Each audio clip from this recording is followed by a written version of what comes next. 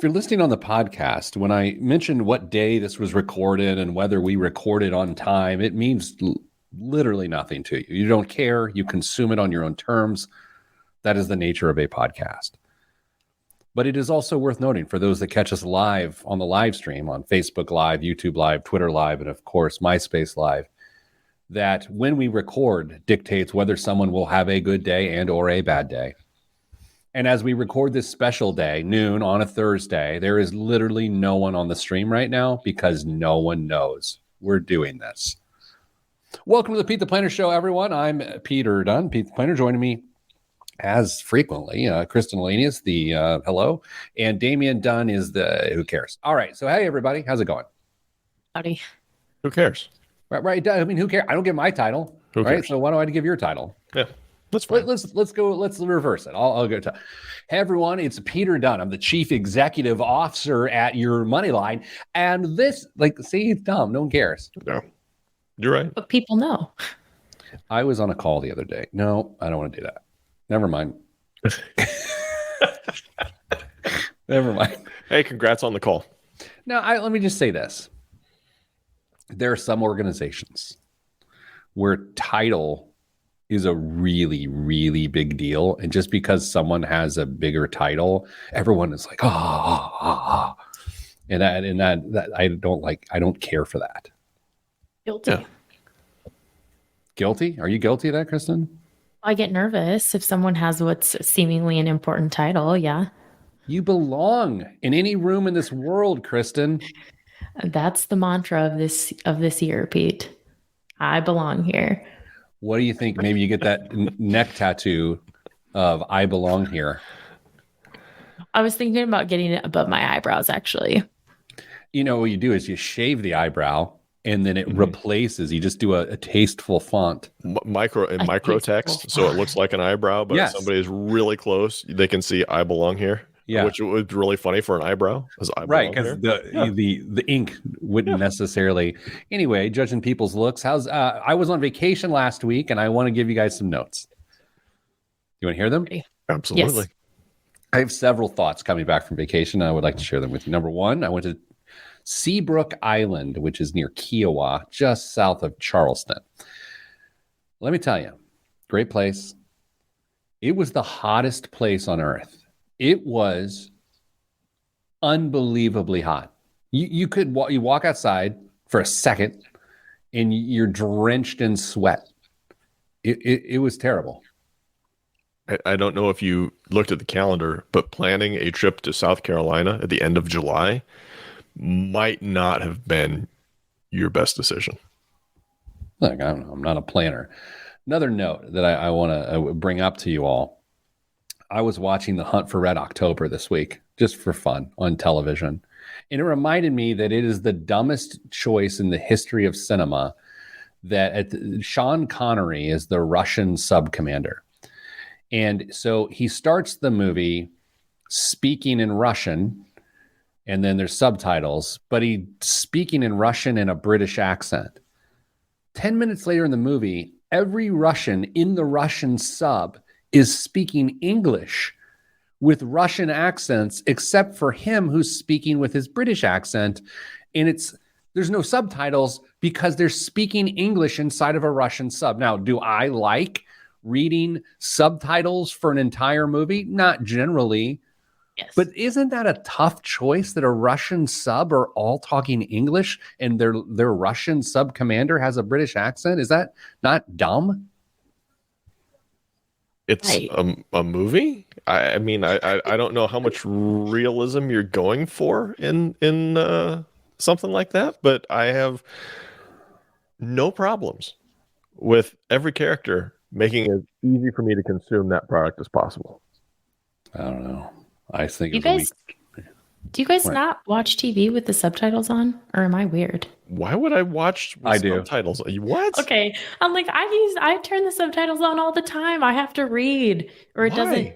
It's not up here. I don't know. Here's why I did it. I wake up in my house before everybody else, and so I don't want to turn the TV on too loud, and so I will just read my way through movies. I turn the subtitles on all the time. I also like to see profanity spelled out, like if you're watching a certain movie, and it's like, whoa, it's just jarring. And then when you pause it when your kids come in the room, then it's up there and like, ah.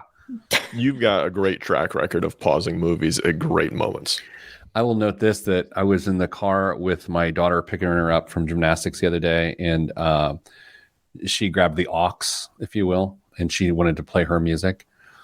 And then she's skipping over parts where there's profanity in the songs. And I'm like, hey, Ollie, who are we protecting here? Like, you don't want me to hear these bad words because I will be encouraged in some sort of way. And then I thought back, I used to do the same thing to my dad. We listened to Naughty by Nature in the car, and I would skip ahead when I knew profanity was coming. Absolutely. Can't believe you listened to OPP with your dad in the car.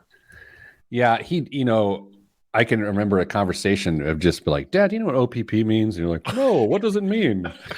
And then thought we were clever. Like, it's other people's property, Dad. I don't know. Kristen, OPP, that song resonate with you? Oh man. Sorry. All right. So let's stop talking about it then, because then I feel like she's going to Google it, and then she's going to read the lyrics, and then HR is involved. I can't share it with her because HR is going to get involved. Do not send it. No. Don't look it up, Kristen. Kristen, we're doing the show today because tomorrow you would be gone. Correct.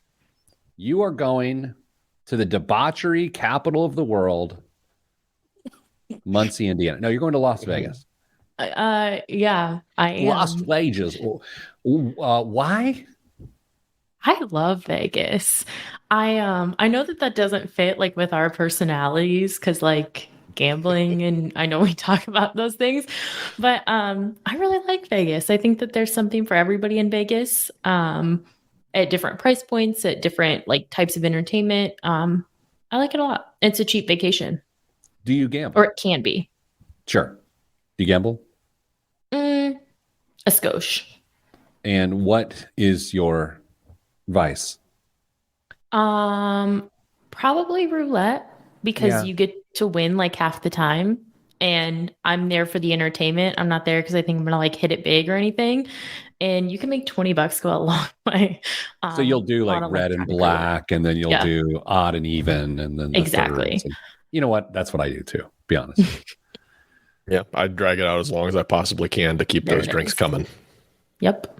I like actually computer roulette if I'm not feeling like I want to be around people, because you can just sit and play it there. You know. Where are you staying in Vegas? 2 different places. So when we get to Vegas at 3 a.m. today. Oh, so today. Yeah. Tomorrow. Rather. Okay. Yeah. Like, what? 3 a.m. How does that work? I'm in Vegas, coming to you live. We're staying at the Link, which I've never stayed at before. And then after that, we're staying at the Alara, which I think is a Hilton brand. Pretty sure those are no free ads. Sorry. Yeah, come on. Last time we were on the show together, we talked about reviews of the show and how you should never read them.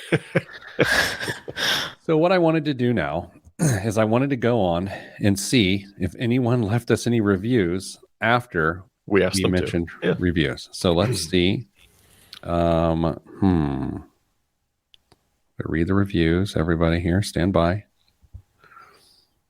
Oh, here we go. It doesn't look like anyone. No, we're good. We're in the clear. No one talked bad about Kristen or anything. We were really hoping. Sweet to me. No reviews are good reviews. Honestly. Agreed. All right, let's start the show though, because I know that we've got to get Kristen on. Oh, Rick Swink makes it. And hello, Danza. I know you've been there too. Yes, it is not Friday. Podcast listeners have turned this off and are listening to Joe Rogan or something right now. Okay. There's another story from my vacation I was going to tell you guys, and I can't remember what it was. That makes for interesting radio. Okay. Let's start the show in 3, 2, 1. This week on the Pete the Planner Show, we answer your money questions. Here's how the show works. You email us, askpete@petetheplanner.com. That's askpete@petetheplanner.com, and we will answer it on the air. When I say we, I mean yes in French. And I also mean Kristen Elanius and Damian Dunn join me as always, hitting various financial topics. So whether you're listening to us on a radio, via whatever your local radio affiliate is in which we perform on, or the podcast, or the live stream, welcome, which is sort of like a German accented way of saying welcome in English. Kristen, earlier we had this thing that you mentioned that people are doing on the TikToks that revolves around people in a profession mentioning things as a professional in that profession that they would never do. And so since I'm an older man trying to remain relevant with both my family and friends and those that I do not know, I want to do this exercise. So can you please walk us through this? I don't know if you want to go round robin. We will exchange. It's your call, your segment. Let's rock. Sure. So as you mentioned, it's just 5 things we wouldn't do. So I kept it kind of general because I know we've worked as like advisors, and like now like Dame and I would be more like financial counselors. So just like in personal finance, what are 5 things that I wouldn't do? And I have my 5, and you're welcome to rip them apart if you'd like. I feel like that might be a fun segment. Okay, let's start there. We'll rip your part, and then Damien and I will try to give ours. Okay, so Kristen, start with number 1. So number 1, I would never take longer than 36 months to pay off a used car. Okay. In why? Just because of the depreciating nature of the asset? Yeah. And I think that the longer you draw out that liability, the higher your likelihood of taking negative equity into a subsequent vehicle purchase. And I've seen that in different communities that I've worked in, like pulling that negative equity over. And it's a really hard thing to get out from under. So I'm not saying I wouldn't finance a vehicle for longer than 36 months. I just wouldn't take longer than that to pay it off. I don't know if this is the direction that you were hoping that I would go, but what you are saying, and I think it's an interesting side point, is a lot of people in the military end up with negative equity from a car choice perspective. Yeah, that's exactly what I'm saying. And there's a financial institution that I'm not a fan of that loves to roll negative equity over. So I've seen a lot of it, unfortunately. So I don't disagree with this advice. I think it's interesting that are these listed in order of these 5 things you would know? Like, is this the top of your list, or is this just a thing? No, just 5. Yeah. Dame, I assume you're probably where I'm at on this. Fine piece of advice. And as a financial professional, Kristen is holding this to her own standards.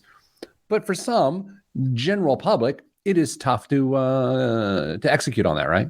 Yeah, I in theory, I love the idea of only having 36 months of car payments. I think for a fair percentage of the population, though, that's just not the case. I think they need to stretch that out maybe into a 60-month loan.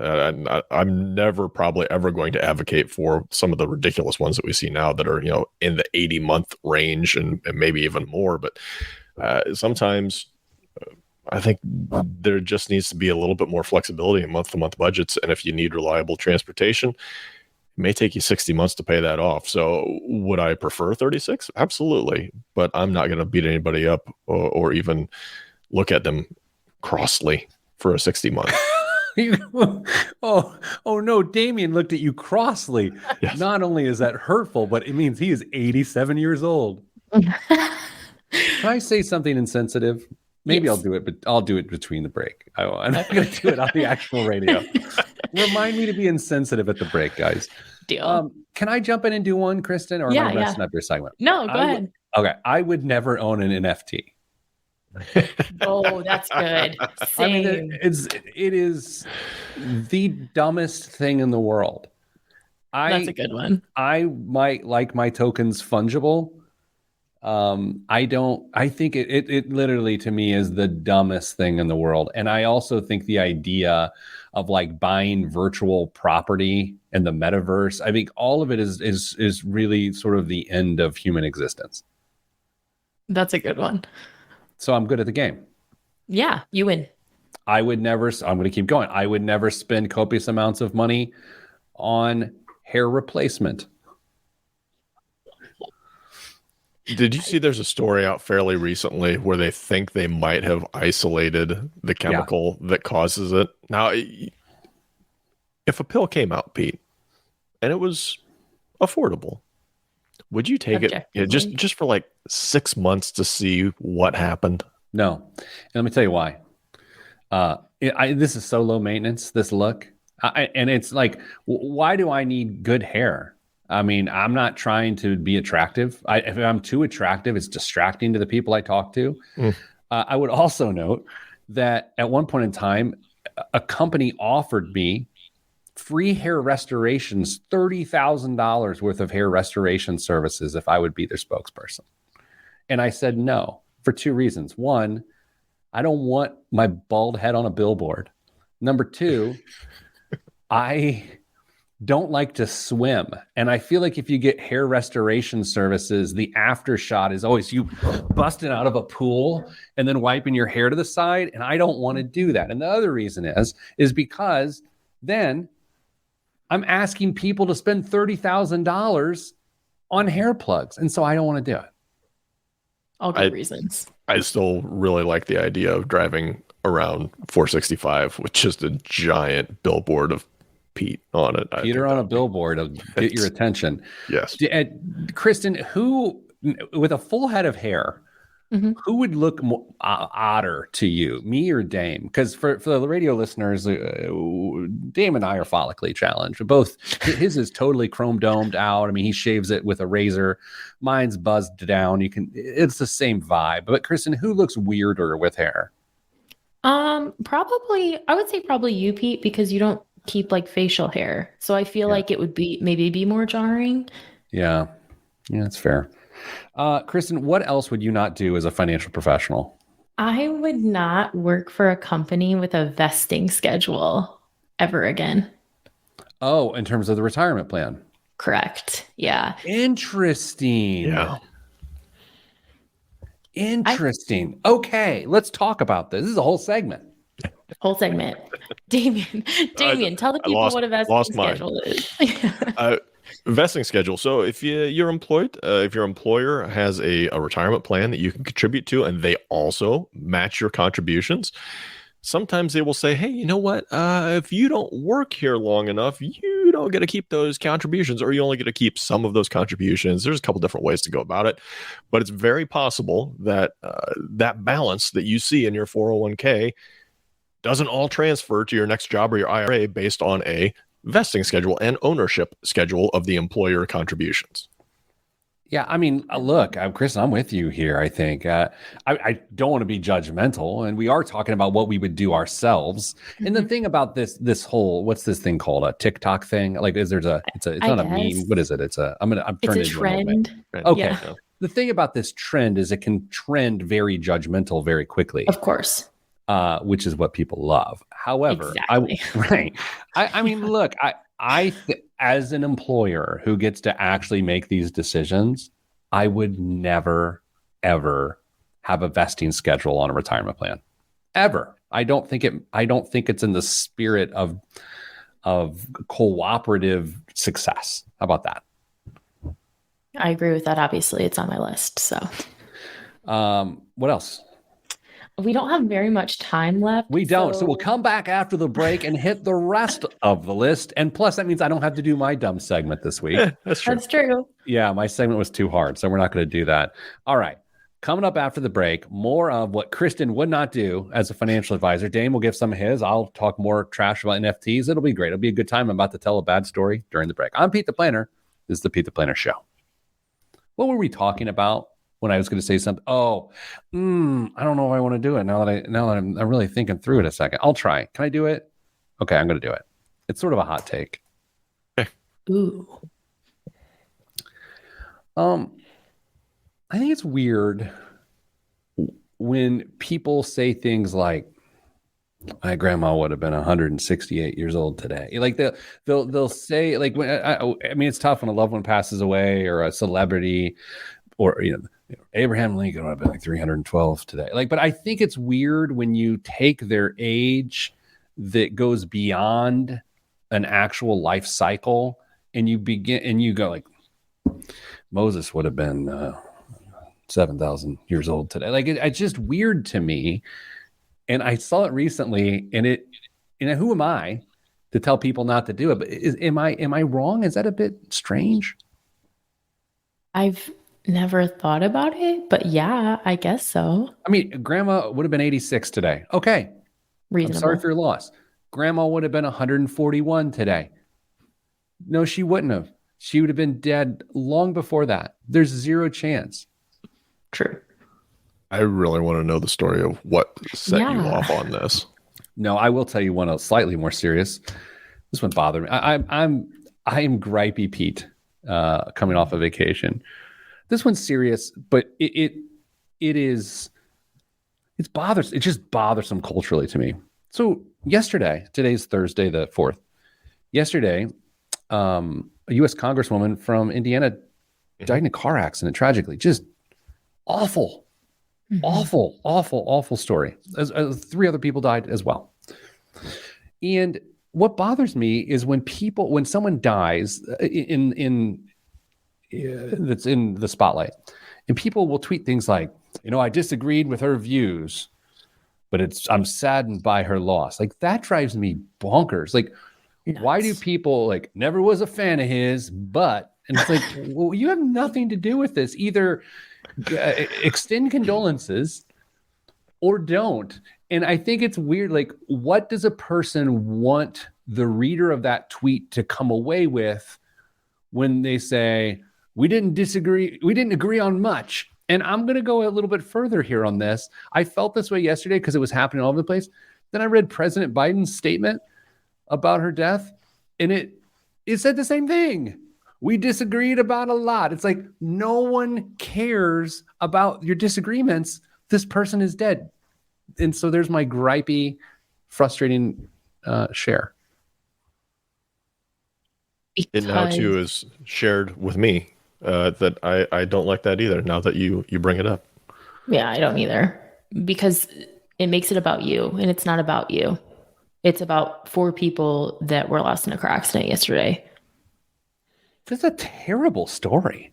It's a horrible story. I think social media has really stoked that thing, where if I say I'm sad a politician died in a car accident, I'm afraid people will think, by me expressing condolences, that I agree with this person's take on January 6th or abortion or whatever else. I mean, is that where we're at? Is like, I can't be sad for someone's death without people like, well, you clearly are part of the problem. Like, we can't be there.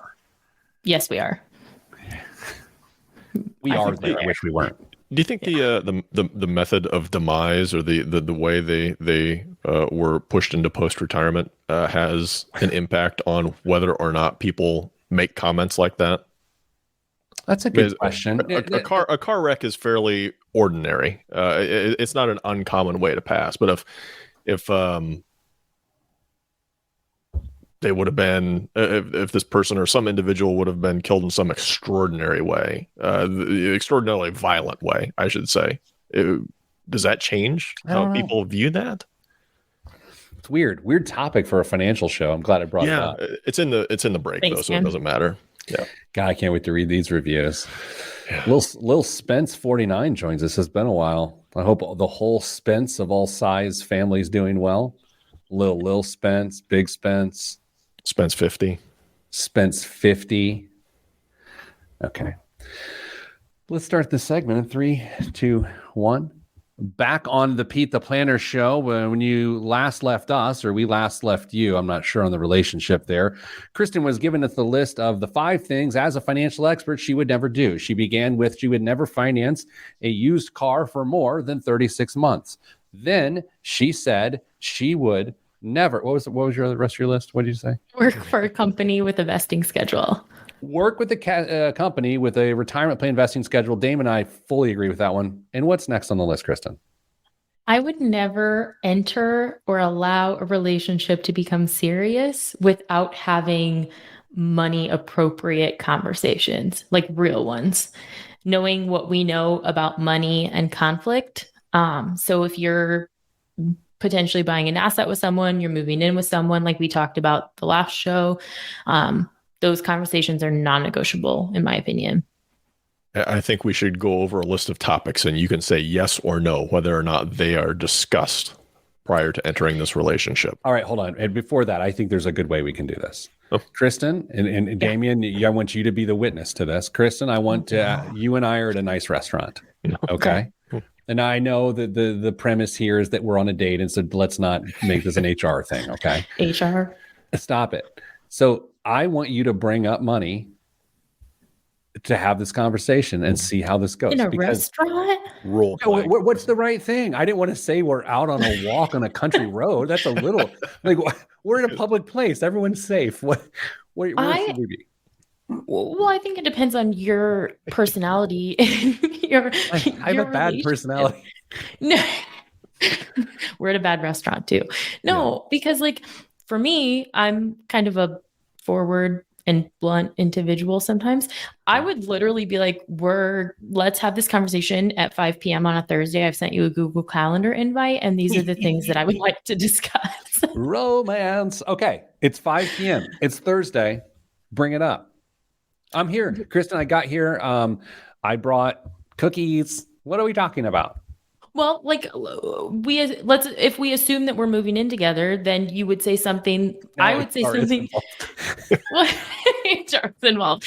I don't know. I would ask, I suppose. What do you want to know about me? How much, let's say you're moving in with me, we know how much my mortgage payment is. Mm-hmm. I would want to know what % of half of the mortgage payment would be half your income. I would want to know. Okay. I didn't know if we'd get down to brass tacks, but we are at brass tacks. You want to know if we're splitting the major housing expense, what percentage of my portion of it is related to the percentage of my income? Mm-hmm. Wow. I've never considered that being a question. Dave, have you ever considered that being the operative question? It's a heck of a question. I think it makes sense. I don't know if I would have led with that, but this is Kristen, so this is me. I sent you a Google Calendar invite, but I also think that in advance of that, you can have more broad conversations. Like, do you have student loans?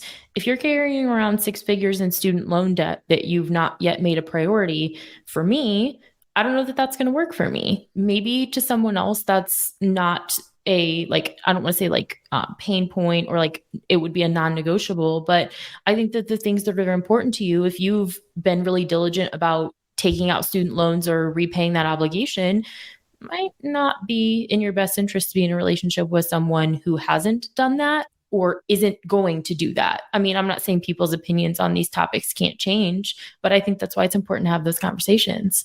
I feel like a lot of this could be solved for Kristen by her just requesting a budget and a net worth statement, and she could make her own determination at that point. She sits down, you enjoy your bloomin' onion while she goes over the numbers, and then says, "Here are the things we need to discuss."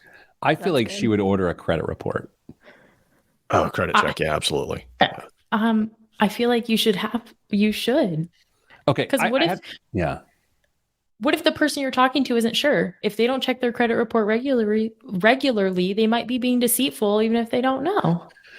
I have to admit, so say again, August 4th, August 7th was the 26th anniversary, will be the 26th anniversary of my last first date.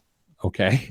So I've not been on a first date or started a new relationship in 26 years, which my wife is either happy to hear that or sadly disappointed.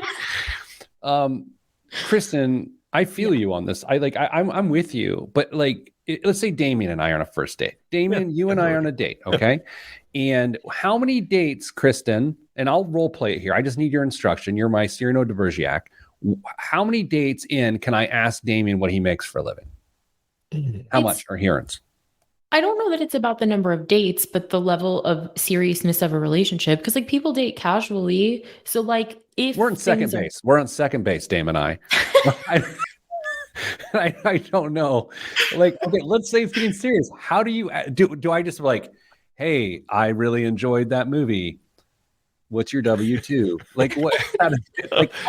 I'm joking, but I'm not. How do you say how much money do you make without the person going, pump the brakes, Jimmy?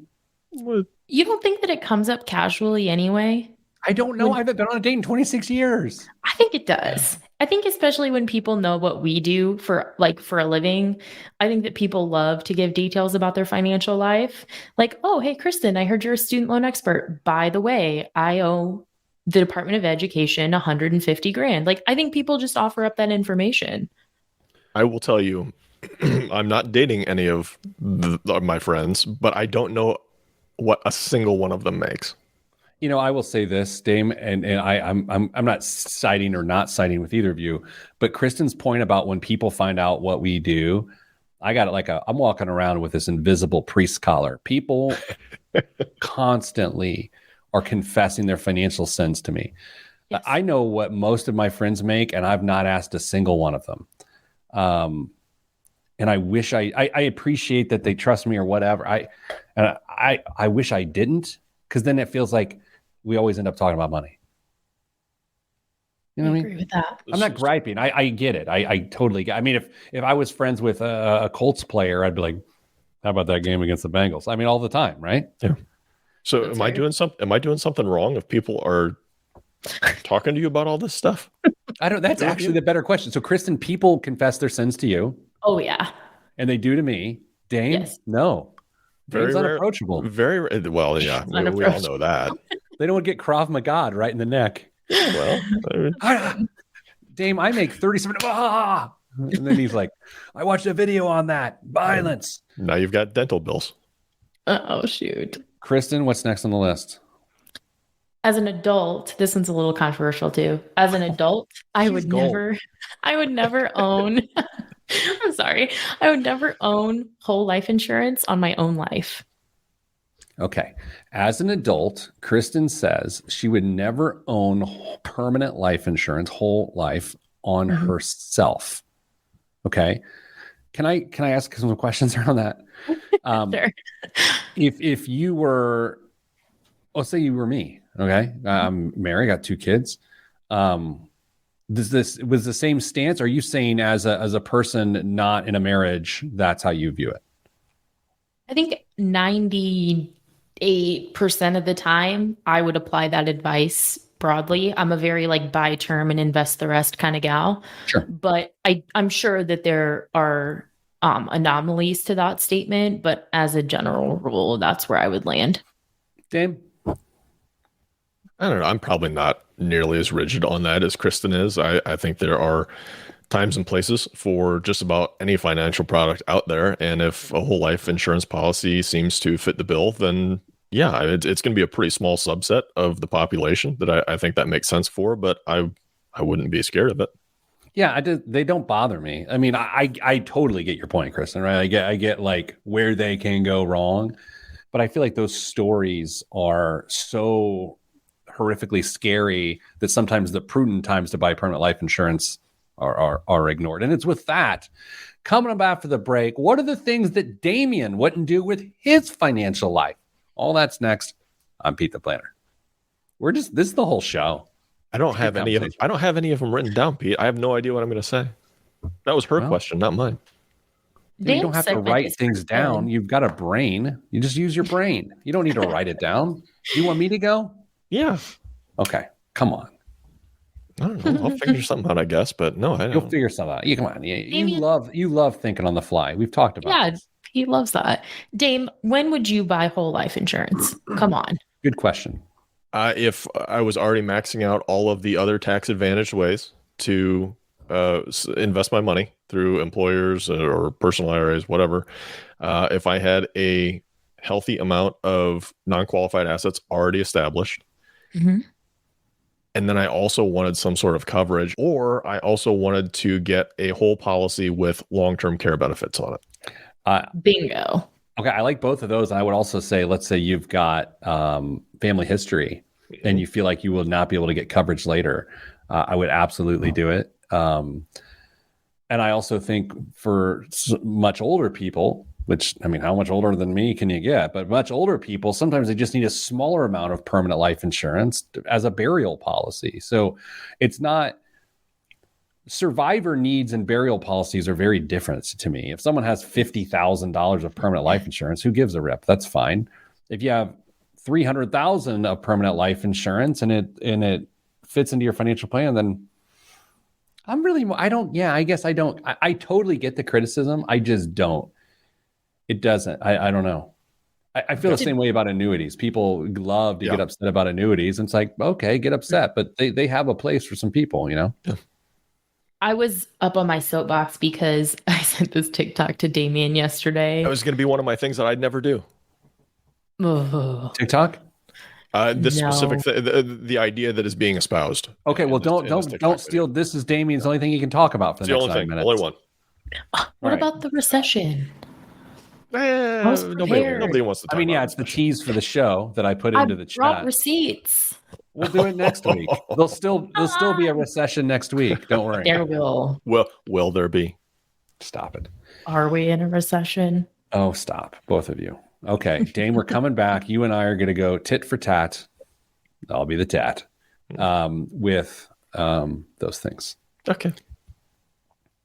You know, in our all company meetings, sometimes we all go around and say little things like, "What book are you reading right now?" or "What bite of food was delicious this weekend?" Just little games.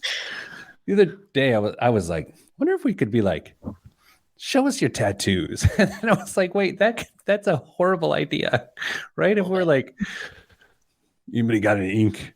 Hey, take some tasteful photos of your tattoos and bring them to the next stand-up. I always feel like I get so uncomfortable talking about tattoos because it's so foreign to something I would do that I feel like an absolute fraud. Yeah, cool. I like your ink. Like, I don't know what to say. It's like, how do you hold a cigarette? I don't know. It's not my thing. How much would somebody have to pay you to get a tattoo of your choice? More than 30 grand, apparently. No. I would do it, and it would actually give me. I would do it. Not much. A couple $100,000. I mean, no, I'm not kidding. I mean, $1,000 maybe, $500. There's What a if they just- GoFundMe opportunity here. No. What if they just paid for a really nice tattoo? Because a really nice tattoo can be that expensive. Ace of spades that covers your back. Yeah, it would need to. Yeah, I don't know. For me, here's the tattoo thing. We've talked about this on the show, like, and maybe not with Kristen on, but in any given moment of what I'm thinking about, never do I want that thought memorialized on my body forever. You know, like, what element of what is going on makes sense forever? I can't get there. I mean, you could have like some of your kids' best quotes tattooed somewhere on your body so you could always show them in the future. It's like when I was 8 years old, Voltron and Thundercats were the greatest cartoons in the world. I love them. I would dream about them. I would play with the action figures. And if with the sensibility of someone getting a tattoo, I would have Lion-O tattooed in the small of my back. And I just can't get down with that. Really, for the best, yeah. But Kristen, you know what I mean? It's like whatever seems like a good idea that's like, I want to express this, then it is always expressed. Or is that the point? Yes, but I think that for me personally, I don't know that I would get a tattoo that had so much meaning for that very reason. Okay. I'm more into like the artwork creative aspect because I don't know that those things as much change. Dolphins and butterflies. Definitely not. Well, I always think about it, and I was in a fraternity in college, which I don't really care about now nor then, but I was. And the guys would get like the fraternity seal or the letters on their ankle. And I'm like, really, Kevin? Like, that's what we're going to do Kevin. here? Like, and then you get, I don't know. It's just like, it sounds very judgmental, right? But this is the judgmental episode where we're saying things we wouldn't do. And I will come back. Are we on the radio right now? No. Okay. Let's do a segment and we will get there. Yeah, because I have to go. Oh, yeah. Okay. 3, 2. Wait, you're too busy for us? I am. It's true. 3, 2, 1. Back on the Pete the Planner Show. It's the I would never do that edition of the Pete the Planner Show. So I'm up right now. I would never as a financial expert, get a tattoo. That's it. Lame. It's not. How's it not? It's not lame. It's like I would never buy an anaconda. Like, I don't know. There's certain things I wouldn't do because they are imprudent, both financially and from a lifestyle perspective. And the permanency of the ink and the anaconda independently would be a problem. You can send a message, like budget for life, or a heart. Instead of having mom inside, you have budget, or there's something there. I have heard people say things like, I would never spend money on alcohol. Like, I've got some teetotaler friends that are just like, I would never waste money on wine or beer or booze or whatever. That's not that different than the tattoo take. I mean, No. my tattoo, spending money on tattoos, I know a lot of people who spend a lot of money on tattoos. I can't even say the word tattoo right. It sounds so weird. I can't. I mispronounce it, tattoo. I don't know. That's my take. Dame, what is a thing as a financial expert you would never do? This is a trend that Kristen reminded me of, but I've seen actually a couple times this week on social media. And there are individuals out there who will come on and say something akin to, you've been lied to this whole time. Life insurance isn't about death. It's about life. And you should be using life insurance for your life. And basically they're espousing that you buy a whole life policy, put money into it, then take money out, use it for what you want, and then pay it back with interest, and just keep being your own bank. I think is the phrase they use for this. Yeah, it's what's that? It's Bank of Me or something like that. Something, and they are using a product in not in its primary form. Yeah, it's life insurance, yes, but it is to cover your life and fund somebody else's life after you die, is what that is. So I would never encourage somebody to misuse a life insurance policy. Fair enough. All right, so we're continuing this game. As a financial expert, I would never own cryptocurrency in a retirement account. I don't have any qualms about that. About owning crypto in a retirement account, or that not doing that? I would agree with Pete. Oh, hey, well, that's nice to feel. No. Now, I will also say I have owned crypto as a radio gag a few years ago. And I don't care if other people do it. I just think it's, of course, as you know, if you listen to the show, I think if you put a lot of money in there and you don't have other stable assets, you've got some risk issues. But I think there's something about casting your future with crypto within your retirement plan that just bothers me. I also have to note, if I want to go back to an employer's role in this, I would really question an employer that allows people to invest in crypto within their 401k. I think that is a bad steward of people's fiduciary duties. Dame, you reacted. I think I have less problem with this than you do. With some caveats.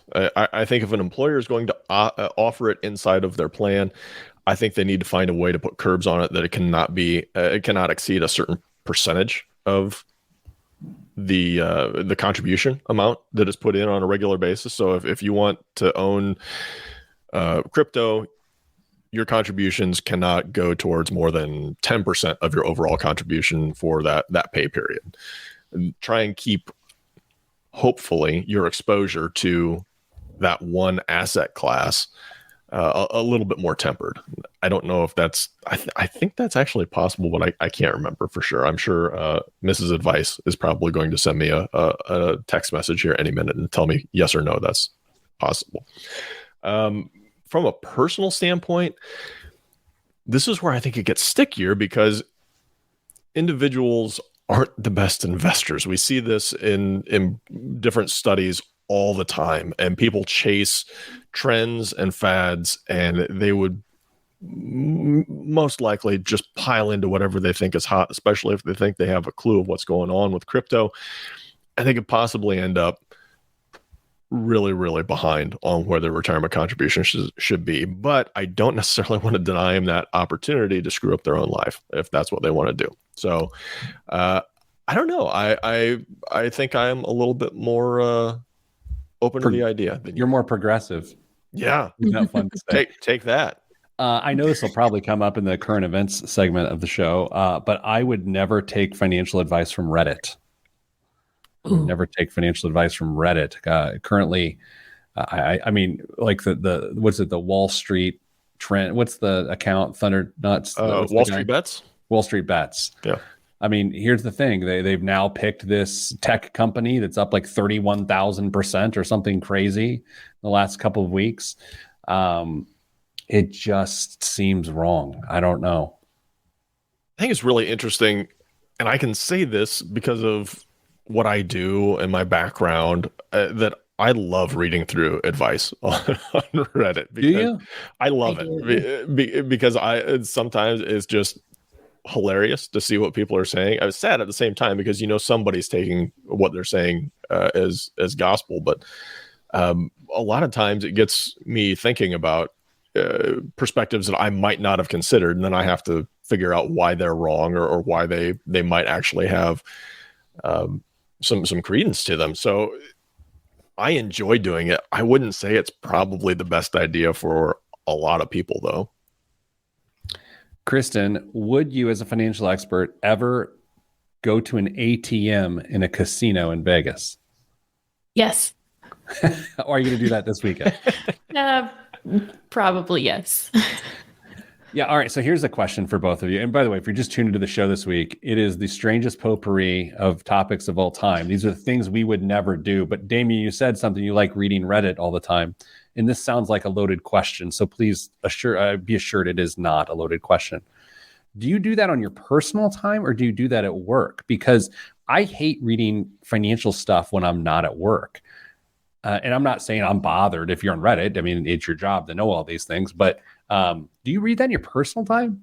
Yeah, actually it is, because it has a feed that comes up with just different topics that you've said you're interested in. And maybe there's something on a vintage watch, and then there's something on finance and things like that. So if the first couple lines are intriguing, I might click into it and see what's going on.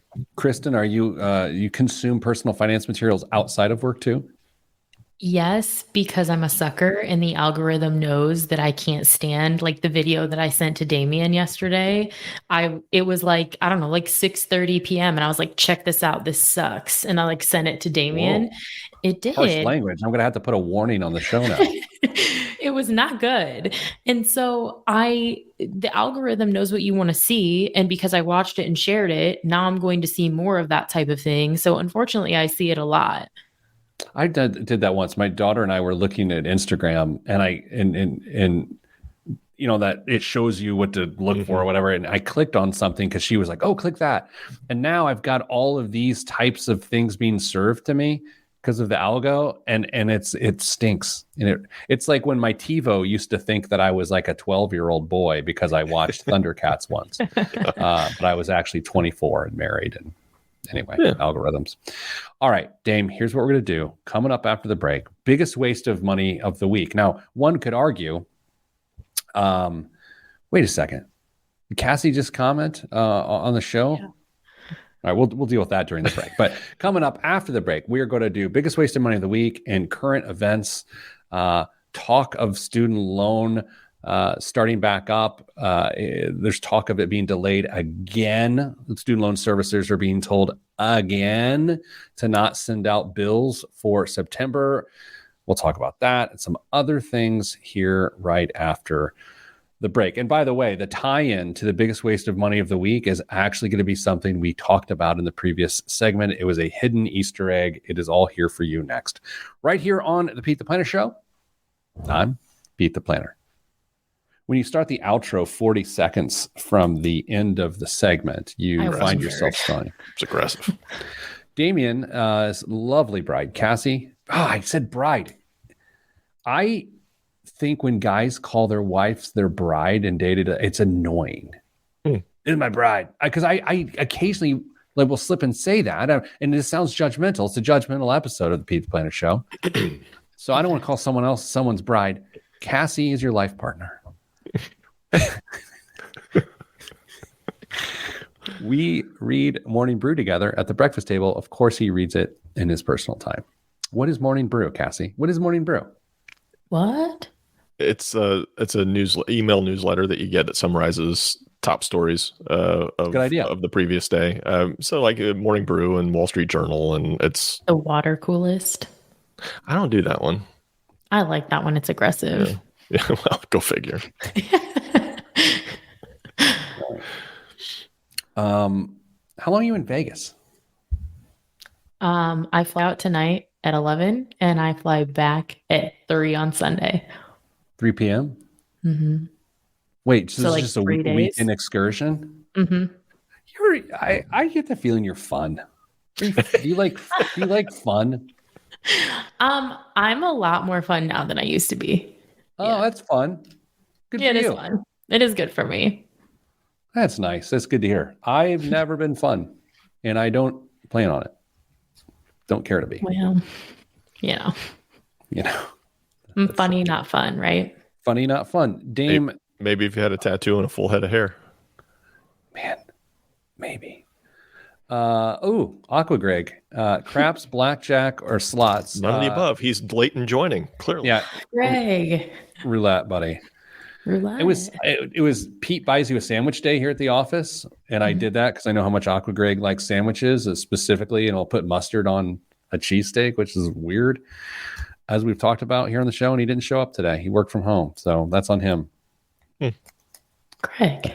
If you would have been in the office today, both of you, I would have bought you a giant cheesesteak. If only you had our addresses and could have sent one to us. I had a huge one. It was like the size of like a toddler's leg. It was huge. Sounds Yeah, creepy. Damien. Food delivery is really big here in my community. So. Same here. Same here. All right, let's do some things because Kristen's got to go. She got That's to right. catch a flight. She got stuff. Okay, 3, 2, 1. This week's biggest waste of money of the week, right here on the Pete the Planner Show, is Tiffany and Company and CryptoPunk's NFTF jewelry. After creating a pendant inspired by VP Alexandre Arnault's CryptoPunk number 3167 NFT. Timeout. Is this English? Like, what am I reading? I feel like I'm reading Elon Musk's kid's name. I don't know what's happening. Tiffany and Company is expanding further into the blockchain universe with its NFTF, right? As in Tiffany jewelry. The collection will reproduce the CryptoPunk of 250 owners into a custom pendant using gemstones, enamel, and 18K rose gold. Sorry, got distracted. Considering there are 10,000 unique CryptoPunks, each piece will be rare and one of a kind. Holders can place their orders starting August 5th, that's tomorrow, with delivery expected in February of 23. What do you guys think it costs to get an NFT made into a piece of jewelry from Tiffany's? What do you think it costs to get an NFT, which is non-fungible, made into something fungible?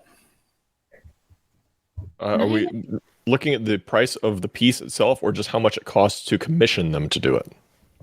It's the same thing, isn't it? No, if I pay you to do something, there may be other expenses that I don't know. Maybe it is. I don't know. How much do you have to pay Tiffany's to send you this? 15 grand. Kristen? About half that.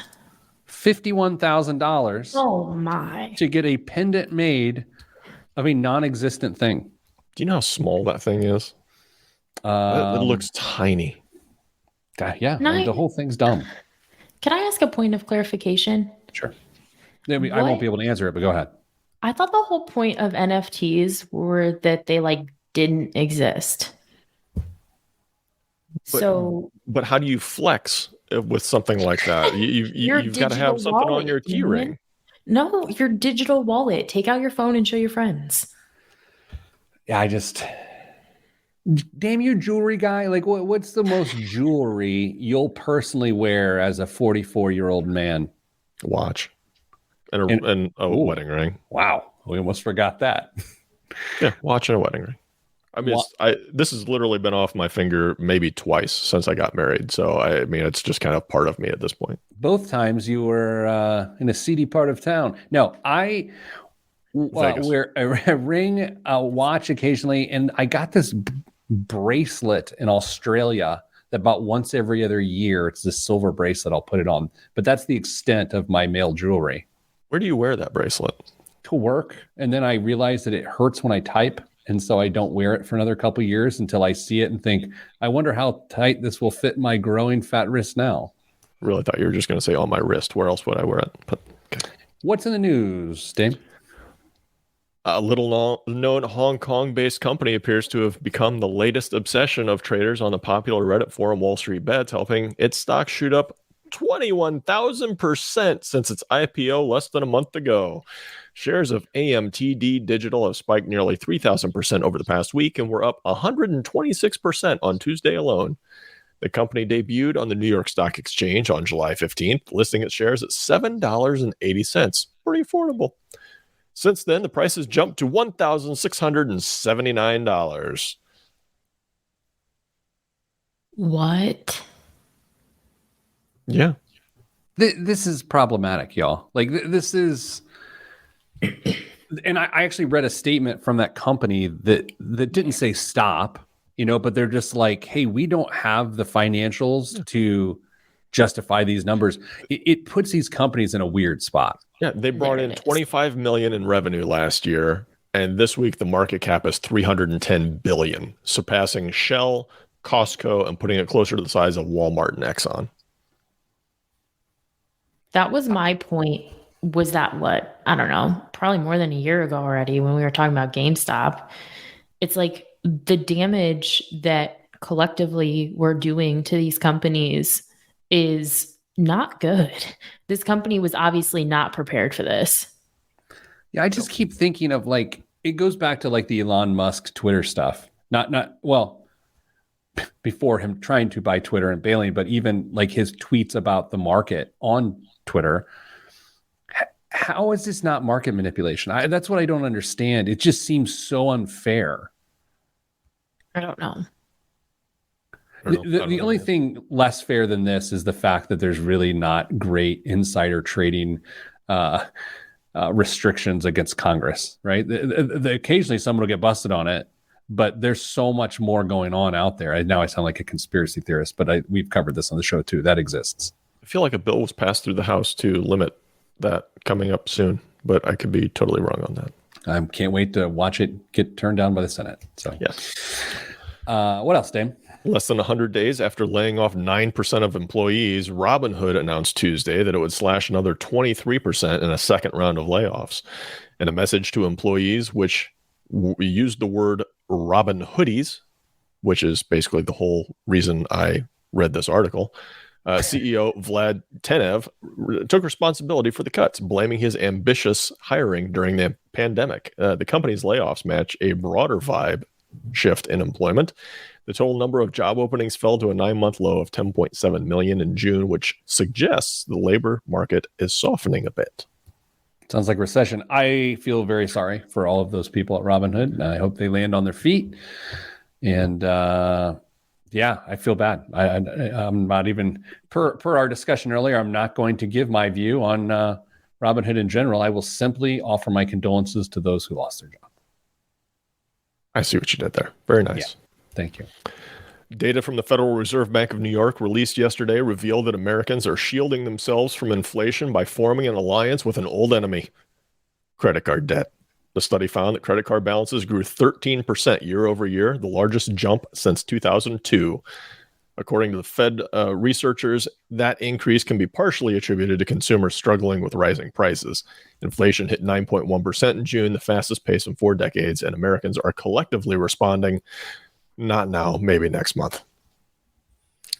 Yeah, I mean, sort of saw this coming. I think there's 2 things. One, prices are going up, so people naturally are having their balances grow.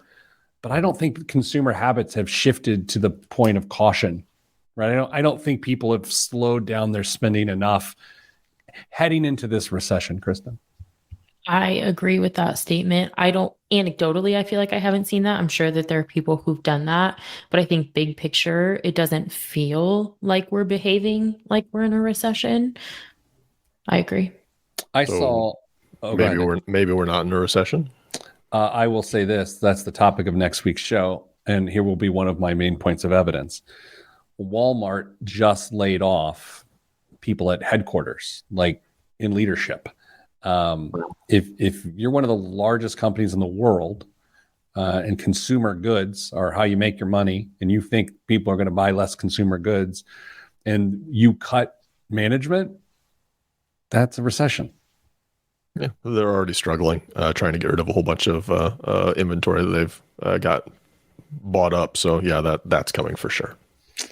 Anything else in the news this week, Dave? Real quick, it's time to retire the hot coffee versus iced coffee debate. It's over. On Tuesday, Starbucks said that cold drinks accounted for 75% of its beverage sales last quarter, thanks to Gen Z's preference for customizing them and posting their concoctions on social media. Yeah. That was had kind of old manny. last two Starbucks I had cold drinks. Cold coffee is so much better than hot coffee. Before we end the show, I was on vacation in Charleston. We were all dying of heat. My tongue was melting just standing on the street. I'm with my father-in-law, and he said, I'm going to need to go get some coffee. And he orders his coffee extra hot at Starbucks. So it was like 107 heat index, and he's standing on the streets of Charleston drinking extra hot Starbucks coffee. And I could not believe what I was witnessing. No. Anyway, that's all we have for this show this week. Hopefully Kristen is back next week. She's not stranded in Vegas because she gambled her whole life savings away. If not, we'll see. Sending good vibes. Good vibes are all that's in the bubble. I'm Pete the Planner. This is the show. Weird show. I'll take all of it. It was a weird show. It's on me. I thought it was all right. I didn't say it was bad. Just weird. I had all sorts of strange hot takes. I don't know what's going on. It's Thursday. I'm confused. All right, Kristen, yeah, you've got a date, so we're going to let you go. Well, I mean, a date on your calendar. Mm-hmm. We got to dig in more to how Kristen asks a love interest about their financial life. I think that's gold. We send Forrest with a camera on a date with her and just record it. Yeah. Okay. One time I did. I will give you one example. Whoa, where was this on the air? I just didn't feel like putting it out on syndicated radio where someone that I might know might hear it. But podcasts that are infinitely distributable. This is going to live on the internet forever. So here we go. One time I did say, quote, I know that this is none of my business. So if you also think that this is none of my business, you can tell me to can it. But being that this is what I do for a living, I have to know. And then I asked a question about personal finance. And did they answer it? Mm-hmm. Were you pleased with their answer? Yes. Okay. So if someone gave you, I know you got to go, but Jeremiah's upset that you've got to go. But if someone gives you an answer you don't like, then what do you do with it? Are you like, okay, well, I'll fix you? Or are you like, I can't deal with that. You're done. Please, pick up your shoes from the hallway. Like, what do you do? No, I think that then you naturally have a conversation about, like, depending on what the topic is, just like if it's a lot of student loan debt, it's like, well, like, does that bother you? Like, is that something that concerns you? How did we get here? And I think it depends on the person that you're talking to, like how comfortable you might be having those conversations. But I think it just opens up a bigger conversation about money and money habits. Yeah. But I'm also blunt and kind of abrasive. Have a good time in Vegas, you blunt, abrasive friend of ours. Vegas. I'll send a video of my sister doing that when we get off the plane. Oh, you're going with your sister? Yeah. Nice. Well, have fun. I'm going to go now. Dame, best of luck with your life, just in general. Stay getting money. Stay getting money. Stay getting money.